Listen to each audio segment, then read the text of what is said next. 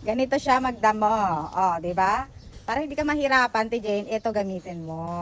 O, di ba? Ito, pang ano siya. Pakita ko sa inyo paano gamitin ha. Pakita ko lang sa iyo. Ito daw. Kasi pati yung ugat. Oh, ayun oh. Pati yung ugat nakukuha. Ayan. O, di ba? Ganyan daw paggamit niyan. Ganyan oh. Parang naghaharabas ka ba? Oh, ayan. Ang daming mga damo dito sa harapan ng bahay namin. Ayan yung bahay namin. O, di ba? Oh. Ah, tapos ito yung harap niya. Ang daming damo. Oh, tumubo na kasi nagtag-ulan siya. Ang hirap niyang tumaas na talaga yung mga damo, ganyan oh. Oh, ayan oh, nag-i-enjoy na sa Ate Jane oh, sa pagkalaykay ng ano ng damo. Ayun yung ginagamit niya oh. Oh, madali niyang nakakalaykay. Ah, bili na kayo niyan, murang-mura lang 'yan. 'Di ba Ate Jane oh, magaling na? Yes! Ayun yung mga nakuha niya oh. Kasi kuwang-kuwa yung mga ugat ba. Oh. Ayan oh, ganyan oh. Oh. Oh. Bili na. Bili na ganyan siya oh. Oh, tingnan.